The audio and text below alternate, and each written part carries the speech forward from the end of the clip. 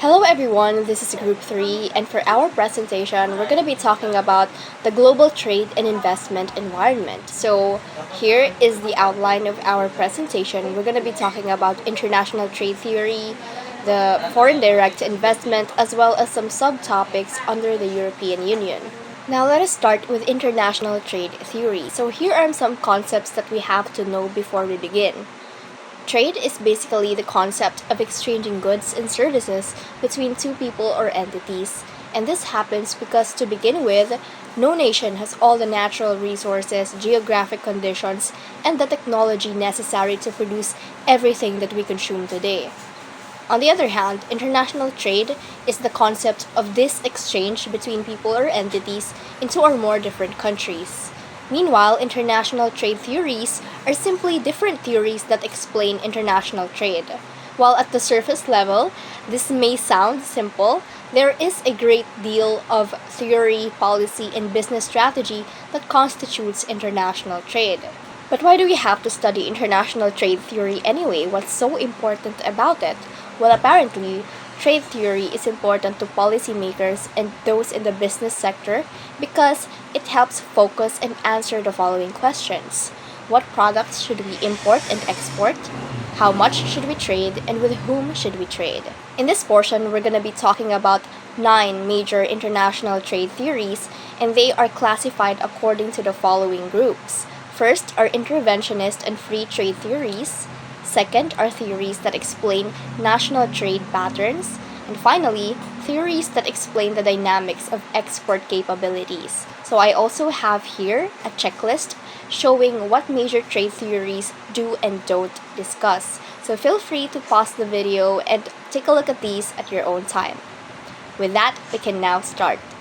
We have 4 theories under interventionist and free trade theories, the first of which is mercantilism.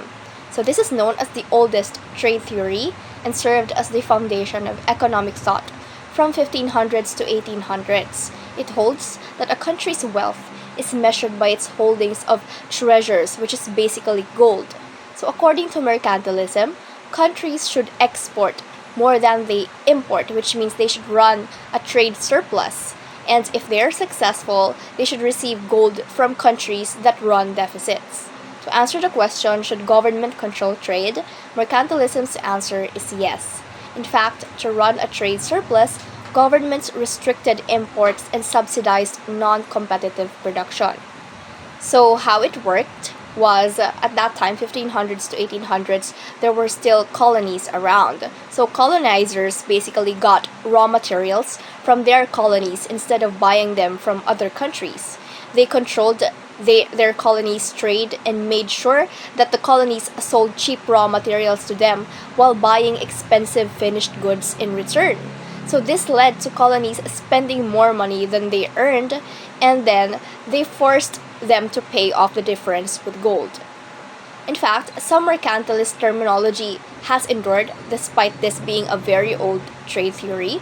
For example, they called trade surplus favorable balance of trade, and then they called trade deficit an unfavorable balance of trade. But these terms are actually misnomers because running a trade surplus is not necessarily always beneficial, nor is running a trade deficit always unfavorable. So it might be better to use the terms trade surplus and trade deficit instead. Now, there's also a modern form of mercantilism, and this is called neo-mercantilism. It holds that a country should attempt to run an export surplus in order to achieve a social or political objective. So an example of how this works is when a country might try to create more jobs by encouraging businesses to make extra products that aren't really needed locally and then sell them to other countries. So to answer the question, should government control trade? Their answer is yes, because after all, this is only a modern form of mercantilism. So these first 2 trade theories are interventionist theories. They are on the extreme side and they believe that government should control international trade. But then on the other extreme side are free trade theories. And these theories purport that markets should determine producers' survival based on what consumers choose to buy. And free trade theories, on the other hand, imply specialization. So let's start talking about what are these two free trade theories that we have. Absolute advantage is a theory by Adam Smith, and it holds that different countries produce different things more efficiently than others. Moreover, consumers should not have to buy domestically produced products when they can buy them more cheaply from abroad. This also insinuates specialization. So basically, this theory purported that unrestricted or free trade would lead a country to specialize in the products that they produce most efficiently. And this also increases efficiency because, first, labor skills improve by repeating the same tasks on the same specialized product. Second, less time is lost by not switching production from one product to another. And finally, it incentivizes more effective working methods. Now, to answer should government control trade, the answer is no, since this is a free trade theory. Now, in what products should a country specialize? The theory of absolute advantage states that the marketplace should make the determination. However, this would also be affected by a country's advantage on whether it's natural advantage or acquired advantage. Natural advantage in production basically comes from climate conditions, access to certain natural resources, or the availability of certain labor forces. And the variations among countries in natural advantages also help explain where certain manufactured or processed items might best be produced. On the other hand, acquired advantage occurs through either product or process technology. So, product technology enables a country to produce a unique product or one that is easily distinguished from those of other competitors. An example of this is the silverware of Denmark. So, Denmark actually exports distinct silverware, but this is not because they have a lot of silver minerals in their country, but because they developed a very distinct type of this product. On the other hand, process technology is the one that enables a country to efficiently produce a homogeneous product, one that is not easily distinguished from that of competitors. An example of this is Ireland being able to grow tomatoes near the Arctic Circle because they used a very advanced process and agricultural methods. If there's a theory called absolute advantage, there is also a theory called comparative advantage.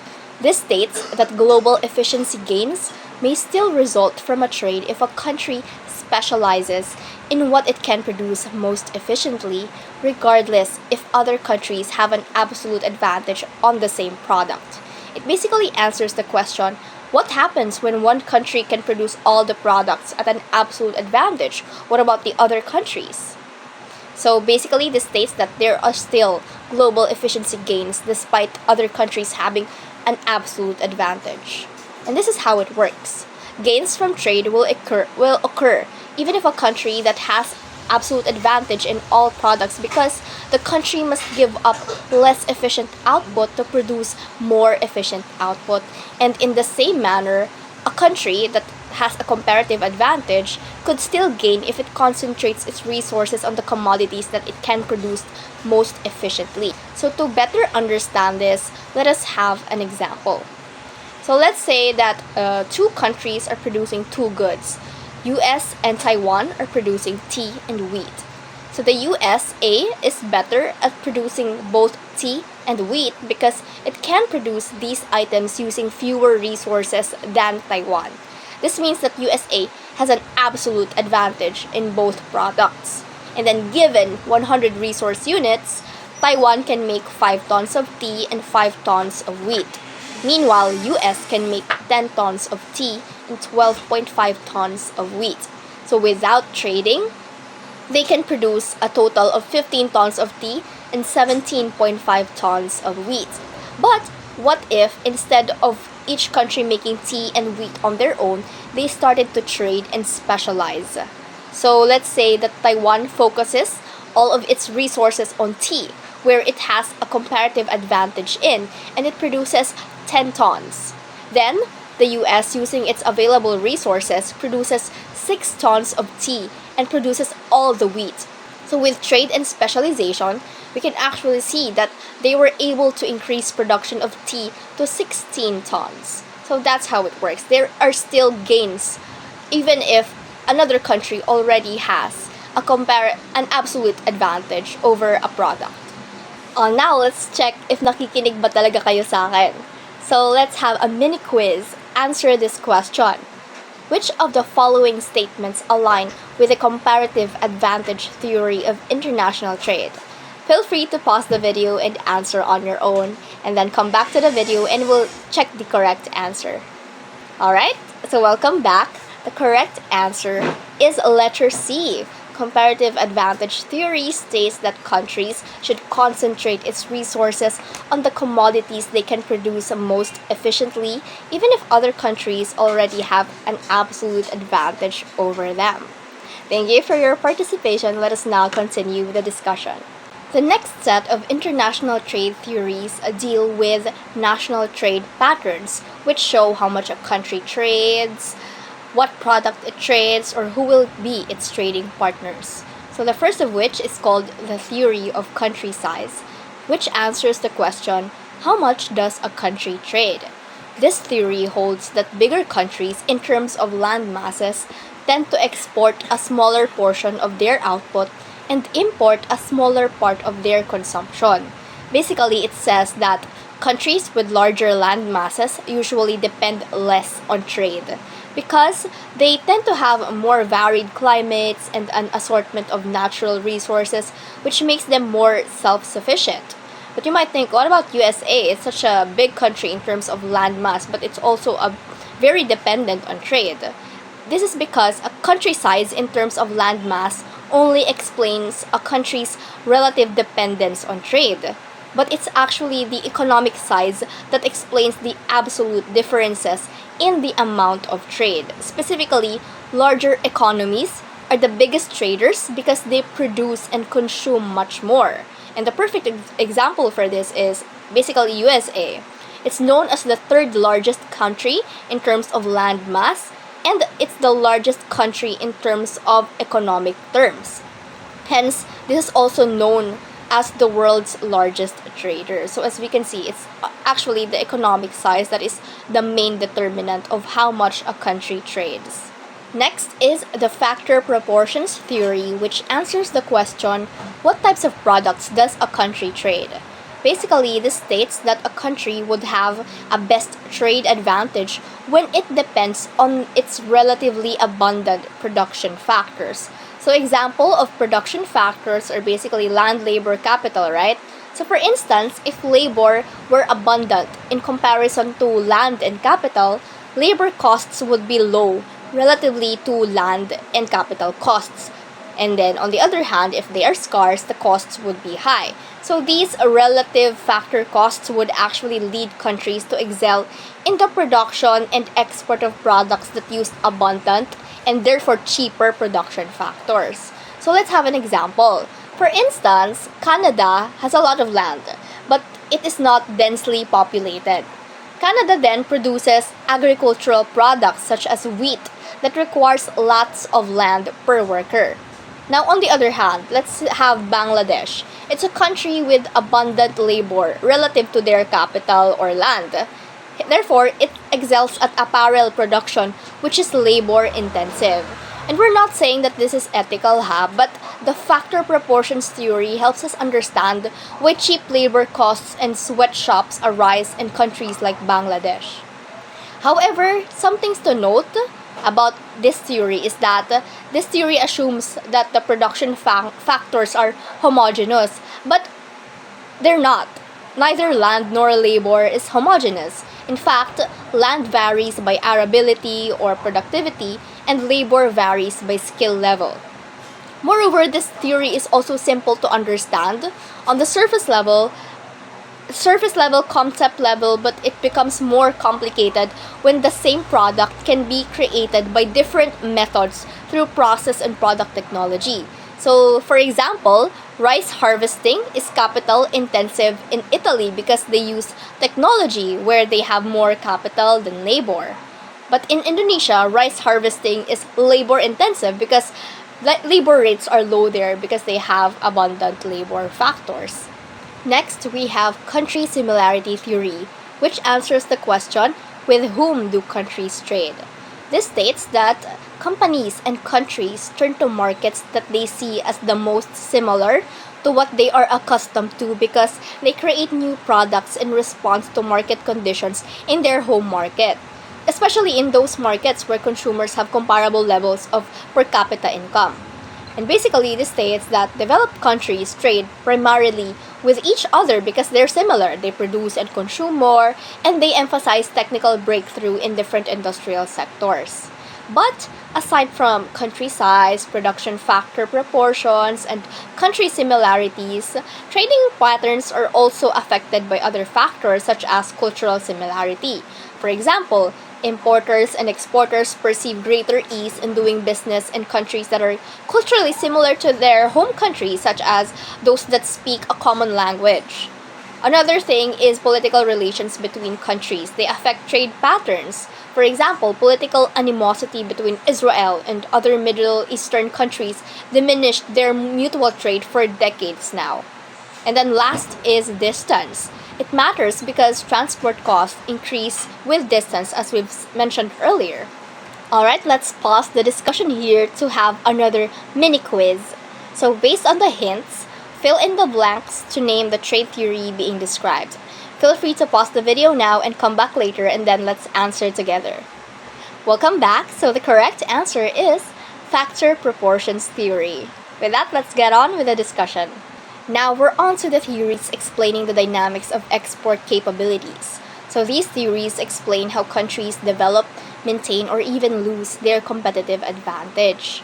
So the first of the two theories under this classification is called the product life cycle theory or PLC theory. So you might be familiar with this already, but what if it's put in the context of international trade? So this states that the production location of certain manufactured products shift as they go through their life cycle. So if you recall, the product life cycle theory actually has four stages: introduction, growth, maturity, and decline. So the production location, as we've mentioned earlier, the production location for many products moves from one country to another depending on which stage they are in the product's life cycle. So let's get to this and delve more in detail. So the introduction stage of the PLC theory is marked by an innovation in response to an observed need. So you might have noticed that most new products and process technologies originate from developed countries, and it's done by companies as a reaction to an observed need in their market. Initially, during the product introduction stage, companies often produce domestically for rapid market feedback or even to save transportation costs. But later on, they do exporting already by the innovative country itself, and then there's also an evolving product characteristics already. Now, next, for the growth stage, this is characterized by an increase in exports by the innovating country. There's more competition and some foreign production already because sales growth attracts competitors to the market, particularly in other developed countries where firms have the technology to replicate the innovating company's product. And then there's also an increased capital intensity because competitors are differentiating from their products, especially to fit the needs of different countries' consumers. Next comes the maturity phase, wherein the worldwide demand begins to level off. There's also more product standardization and an increased competitiveness of price, because there's an increased importance of price as a competitive weapon at this point. There's also more capital intensity during the maturity stage, which then reduces per unit cost, thus creating more demand in developing countries. A decline in exports also happens from the innovating country because the markets and technologies are so widespread already that the innovating country no longer commands a production advantage. Thus, its exports decrease as foreign production replaces it. Now, the last stage of the PLC theory is called the decline phase, wherein there is already a concentration of production in developing countries. This is because the markets in developed countries decline more rapidly because people want newer products there. And at this time, almost all production happens in developing countries already because of market and cost factors. They also start exporting to small niche market in the developed countries. Hence, and ironically so, an innovating country then becomes a net importer. One thing to note, however, about the PLC theory is that not all products conform to the dynamics of the PLC. Example are products with high transportation costs because they will never become significant exports. And also luxury products where the cost is of little concern to the consumer. The last international trade theory we're going to be discussing is called the diamond of national competitive advantage, which you might be familiar with already. So, this theory shows that four features are important to competitive superiority. And according to this theory, companies' development and maintenance of internationally competitive products depend on favorable demand conditions, factor conditions, related and supported industries, as well as firm strategy, structure, and rivalry. In fact, this theory was developed with domestic conditions in mind, but globalization results in favorable conditions that may come from anywhere. So, to dive into the four factors of the diamond of national competitive advantage, demand conditions are new products or industries which arise from companies' observation of a need or demand. Traditionally, this happens in their home countries where they start their production. There are also factor conditions, which are basically the natural advantages, meaning there are sufficient quantities and combinations of the quality of labor, capital, and raw materials that is readily available to them. Related and supporting conditions then refers to the ability to outsource production of sufficient components of services, which would ultimately allow a company or a country to specialize. And finally, firm strategy, structure, and rivalry are reactions to competitive conditions that enable companies or countries to evolve their operations and sustain or improve their market position. However, this theory also has its limitations. So, even with the existence of the four favorable domestic conditions, it doesn't really guarantee that an industry will develop. Moreover, the existence of the four favorable domestic conditions is not really necessary for globalization. So, for example, some companies target their sales almost entirely to foreign markets. Moreover, companies react not only to domestic rivals but also to foreign based rivals at home and abroad. Thus, the prior domestic absence of any of the four conditions really does not inhibit companies and industries from gaining these conditions and becoming globally competitive. So, understanding and having the necessary conditions to be globally competitive is important, but these conditions are neither static nor purely domestic. So, that's it for all of the international trade theories that we're going to discuss for this portion. But before I go, let's have one last mini activity. It's called Four Symbols, One Trade Theory. So, based on the four symbols shown here, what trade theory is being referred to? Please pause the video now and come back later to find out the correct answer. Alright, welcome back. So, the correct answer is the Diamond of National Competitive Advantage Theory. So these four symbols actually correspond to the four favorable conditions that is needed for this theory. So this is Ariel. Thank you so much for listening. For the next part, we're going to have Jen. Now, moving on, let's discuss the political economy of international trade and foreign direct investment. The main objective of this topic is to know the following. First, what political and economic factors affect international trade and foreign direct investment? And second, how international trade and foreign direct investment impacts countries. For the outline, we will start with the definition of the foreign direct investment or FDI. As Ariel have already defined what international trade is in her discussion. Second, we'll discuss the political factors influencing international trade and FDI, followed by the economic factors, and lastly, the impacts of international trade and FDI. Let's start with the definition of foreign direct investment or FDI. It is known as a controlling ownership in a business enterprise in one country by an entity based in another country. And this can be done through the three following methods. First is the acquisition of assets from a foreign company. This was done by Tata Motors, an Indian company, when they acquired Jaguar Land Rover, a UK-based company. Second is through investment in a foreign company or investment in new properties, plants, or equipment. This was done by Toyota, a Japanese company when they set up manufacturing plants in the Philippines to serve the ASEAN market. And lastly, it can be done through joint ventures with foreign companies. This is done by Singtel and a Singapore brand when they partner with Globe uh, through a joint venture to enhance cloud data and artificial intelligence services in the Asia Pacific region.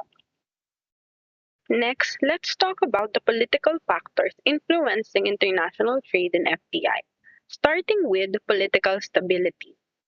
Countries with stable governments attract more international trade and FDI because businesses seek markets with stable local operating conditions. A company may ask questions like how involved is the government in the private sector, or how transparent is the government's political, legal, and economic decision making process to assess the government's political stability. Aside from this, government also imposes policies to control trade and investments. They also use it to promote FDI and directly influence export or import prices and quantities. Further examples of government policies, tariffs and financial incentives are the two examples that influence export or import prices, while quotas are the one that influences the quantities. Tariffs are used to discourage trade. For example, the Philippines imposed tariffs on rice imports to protect local farmers. Financial incentives are like subsidies and tied aid and loans that offer direct assistance to companies. And quotas limit the number of goods that can be imported or exported. For example, the Philippines implement a sugar export quota to the US under a trade agreement.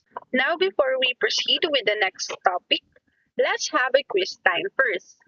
The question is, what is foreign direct investment or FDI? Is it A loan given by a foreign country? B.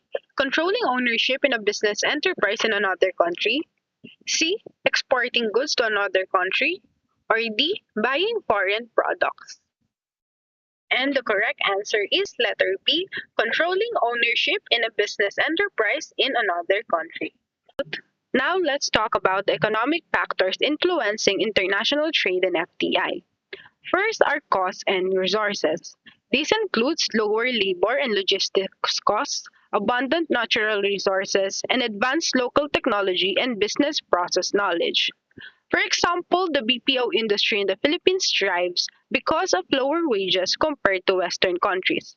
Another example are Saudi Arabia, which is known for its vast reserves of oil and natural gas, and South Korea, who is leading in technology, electronics, and advanced manufacturing processes, making their markets attractive for international trade and FDI in the said industries.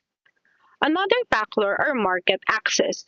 Significant local market and developed infrastructures are lucrative for businesses looking for expansion. For example, Singapore is known as a global business hub with excellent infrastructure, including ports and transportation systems, making it a prime location for international trade and business operations. Okay, another quiz time. The question is, which of the following is a political factor influencing international trade and FDI? Is it A, market access, B, natural resources availability, C, political stability, or D, labor costs? So the answer for this question is letter C, political stability. And finally, let's see the impacts of international trade and FDI. First, on economic growth. Positive impact is that it provides business with access to capital, technology, and new markets.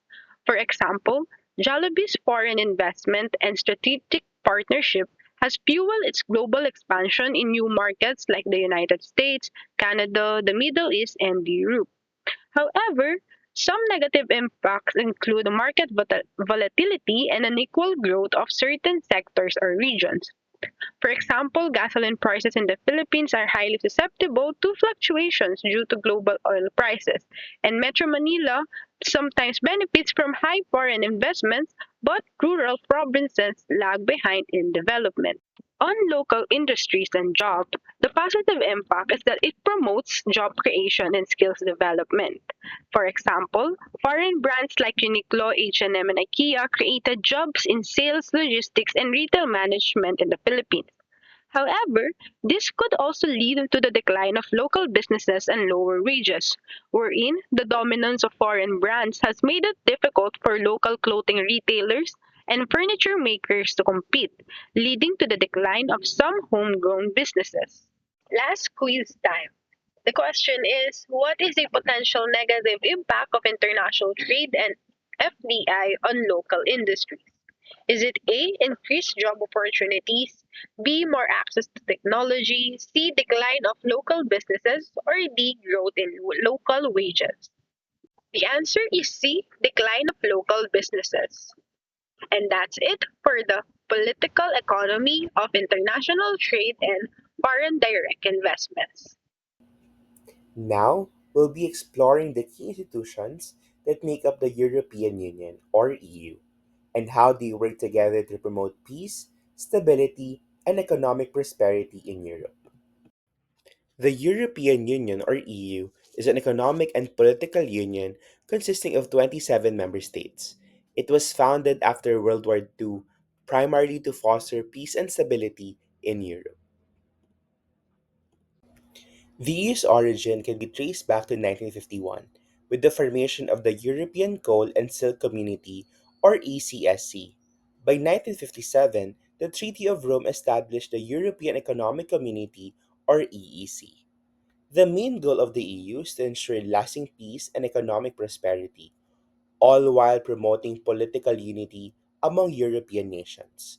Now we'll be diving into key institutions that help the EU achieve these goals and how they function together to make the EU run smoothly.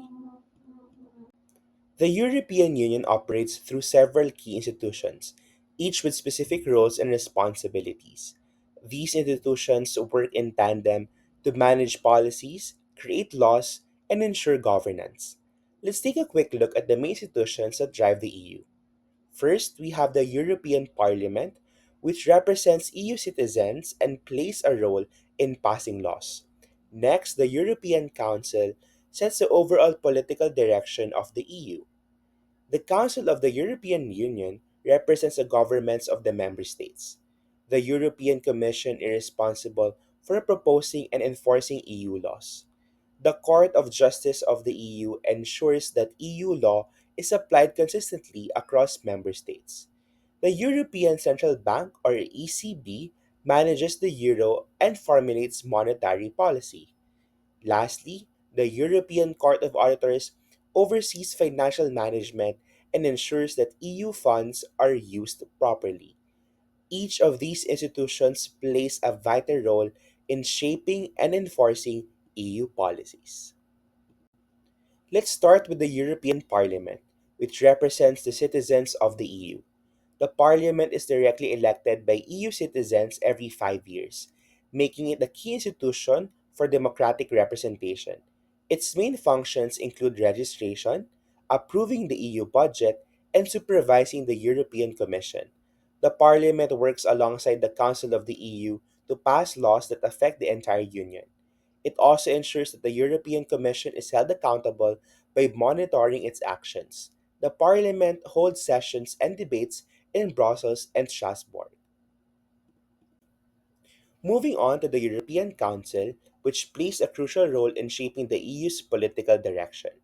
It is composed of the heads of the state or government of each member state, along with the President of the European Commission and the President of the European Council. While the European Council doesn't pass laws, it sets the broad political priorities of the EU. The President of the European Council is elected for a renewable 2.5-year term and provides leadership in defining the EU's overall direction. Next, we have the Council of the European Union, sometimes referred to as the Council of Ministers. This body represents the national governments of the EU member states. Ministers from each country meet to discuss policies, pass laws, and approve the EU budget alongside the European Parliament. The Council uses a voting system, and the decisions can require different types of majorities, like simple, qualified, and unanimous voting. The European Commission acts as the executive branch of the EU, responsible for enforcing laws and implementing policies. The Commission is composed of 27 commissioners, one from each member state. The Commission is led by a president. Its primary functions include proposing new laws, ensuring compliance with EU treaties and regulations, and managing the EU budget. The European Commission also plays a significant role in implementing EU economic policies. The Court of Justice for the European Union, or CJEU, ensures that EU law is interpreted and applied uniformly across all member states. The court consists of two parts. First, the Court of Justice, which handles cases brought before it, and the General Court, which deals with competition law and trade related disputes. The CJEU can rule on disputes between EU institutions, member states, businesses, and individuals, ensuring that EU laws are fairly applied. Now, let's take a look at the European Central Bank, or ECB. The ECB is responsible for managing the euro and formulating monetary policy for the countries in the eurozone. The ECB's main goal is to maintain price stability and supervise national banks to ensure the overall stability of the financial system. The ECB works with national central banks across the EU to implement monetary policy and ensure economic stability. Finally, the European Court of Auditors is responsible for auditing the financial management of the EU. It ensures that EU funds are used effectively, efficiently, and legally, and for its intended purposes. The Court of Auditors reports to the European Parliament and the Council of the EU to promote transparency and accountability within the EU's financial operations. Now let's proceed with some questions. The first question: which EU institution is responsible for negotiating international agreements on behalf of the EU? A. European Commission, B. European Parliament, or C. European Council. You can now pause this part of the video before proceeding to the next question or to the next answer. And the answer is letter A, European Commission. European Commission is responsible for negotiating international agreements on behalf of the EU. This includes trade agreements, cooperation pacts, and other diplomatic initiatives. The Commission represents the EU in global negotiations, ensuring that the Union's interests are aligned in the international agreements. While the European Council provides the political direction and the European Parliament has some say in some aspects, the European Commission has direct mandate to handle these negotiations. Now let's proceed with the second question.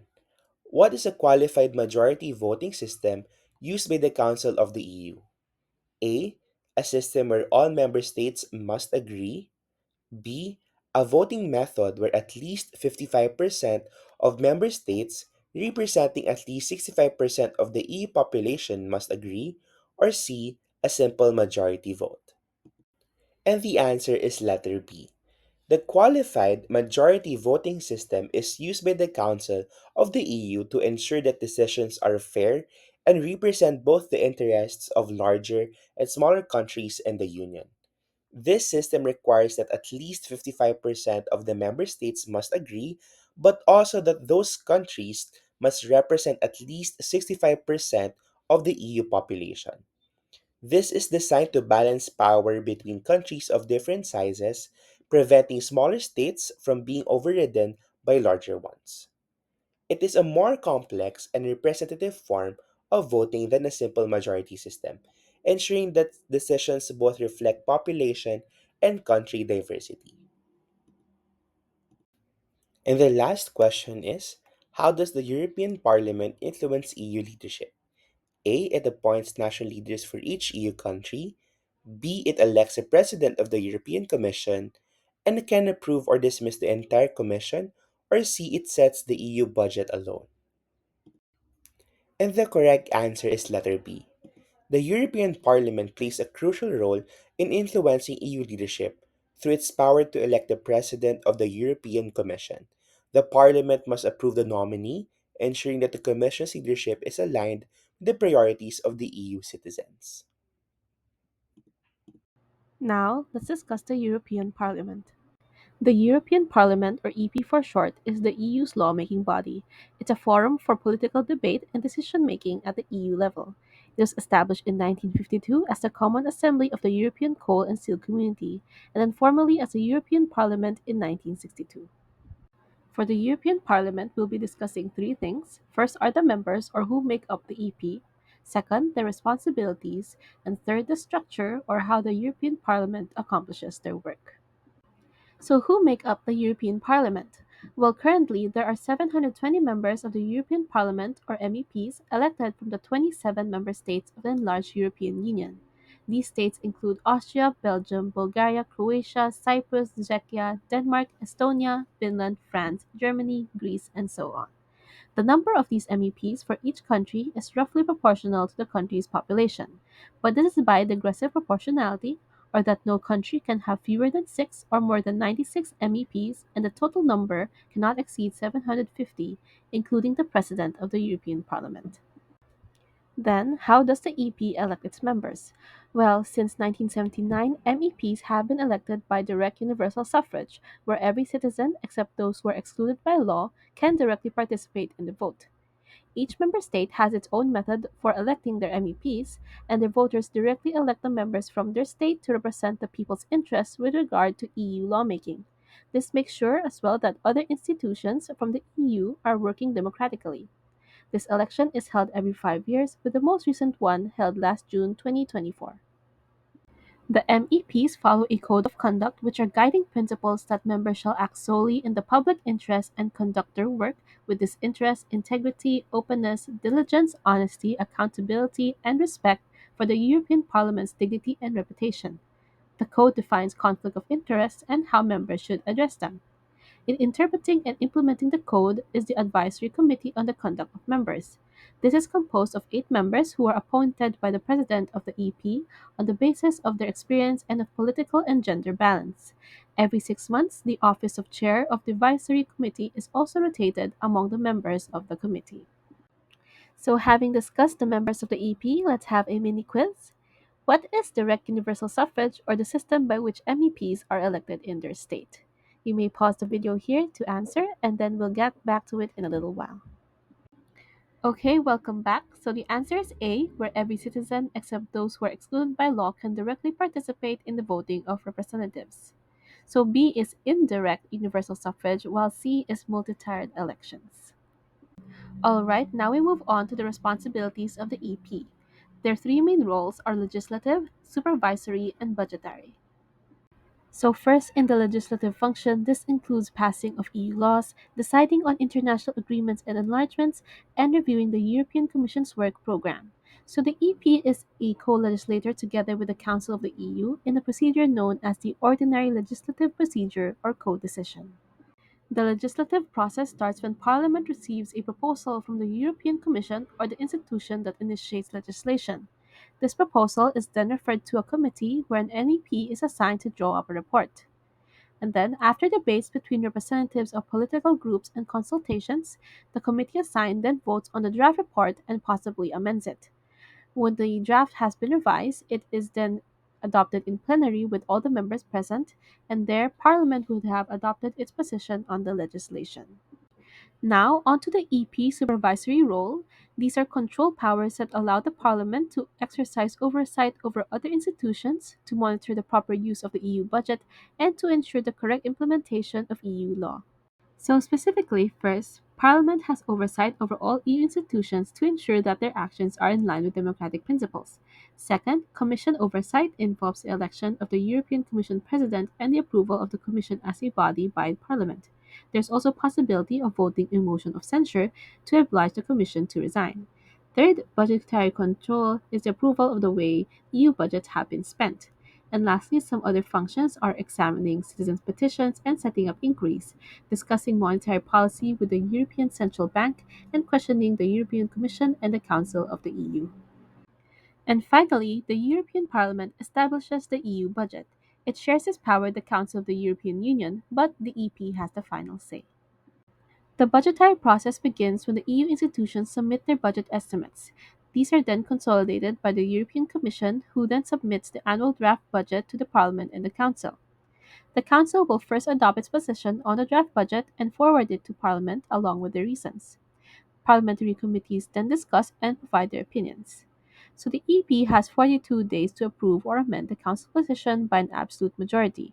And usually, Parliament does adopt amendments, and the amendments are then forwarded to the Council. If the Council agrees, then the budget is approved. Otherwise, the Conciliation Committee, which consists of Council and Parliament representatives, will have to meet to agree on a joint text. So, after the meeting of the Conciliation Committee, there are two possible results. First is the approval of the budget when an agreement is reached between Parliament and the Council. Second is if they fail to reach an agreement, and here, if the joint text is rejected by Parliament, a new draft budget is submitted by the European Commission. However, if it's rejected by the Council, Parliament can still choose to adopt the budget. All right, let's pause the discussion again for a mini quiz. You can pause the video to give your answer. So, in establishing the EU budget, who has the final say? Okay, so if your answer is C, European Parliament, congratulations, your answer is correct. Now we move on to the last part of the European Parliament. So, in the structure of how they work, there are two stages. First are the committees, and second, the plenary sessions. So, first in the committees, this is where Parliament prepares for legislation. So, the EP has 20 committees and 3 subcommittees, each handling a particular policy area.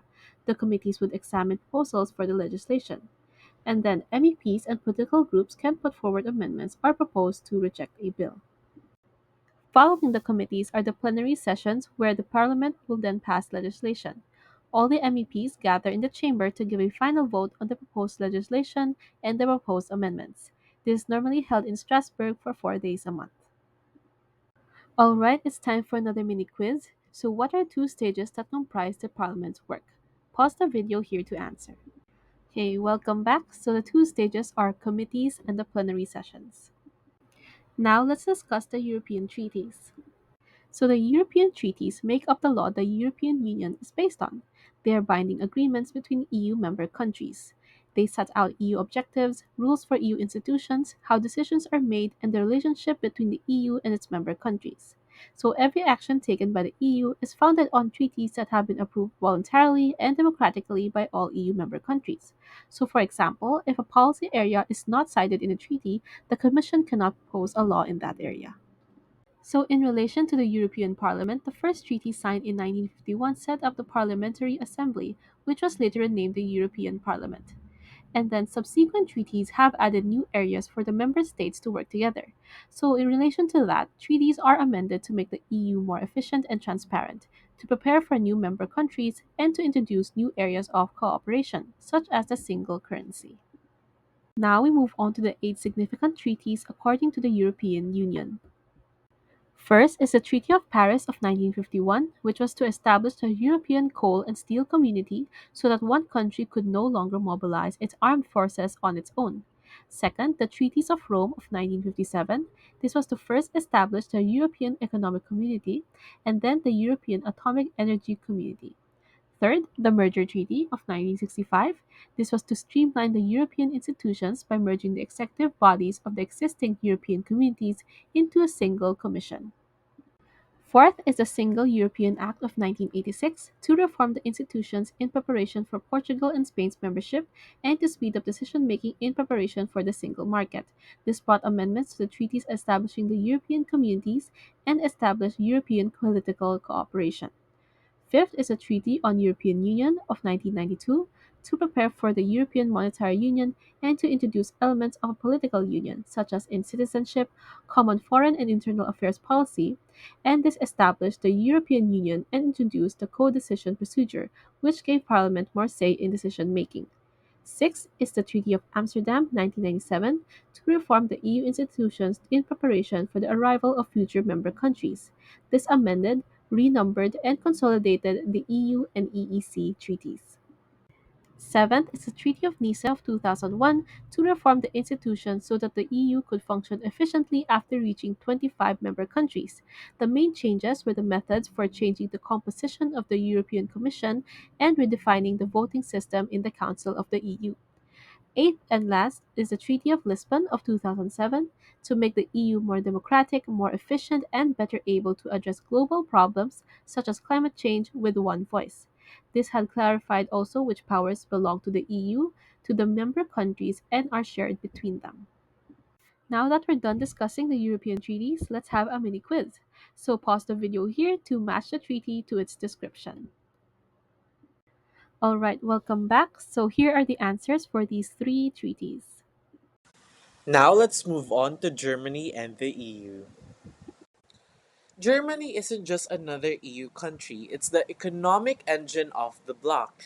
With its powerhouse industries and global influence, Germany shapes the EU's trade policies and financial future.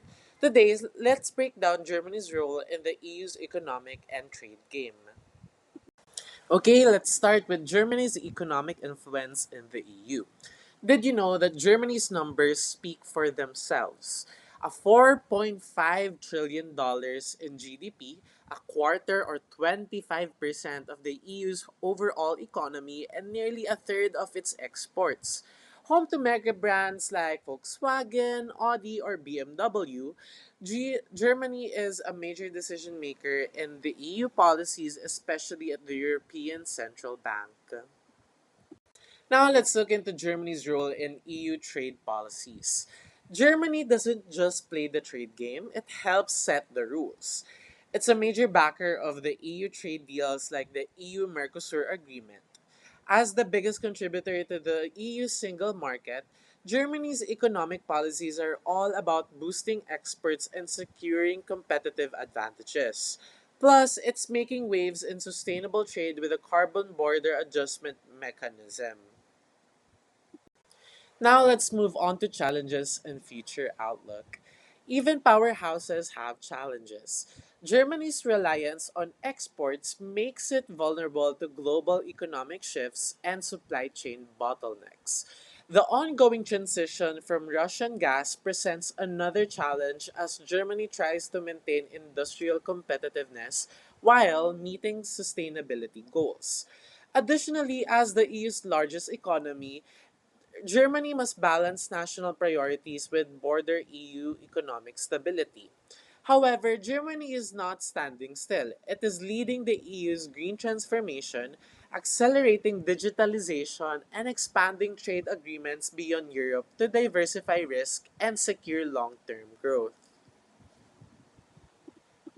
Okay, quiz time. Let's see how much you remember. So, first question: how much of the EU's GDP does Germany contribute? If you said 25% or a quarter, great job. That's right. Germany contributes a quarter of the EU's total economic output. All right, next up. What's a key challenge for Germany? If you answered energy transition, you're spot on. Germany is working hard to shift away from the Russian gas while keeping its industries competitive. All right, that wraps up our report on the global trade and investment environment. Thank you so much for listening. We are group number 3 and see you in class.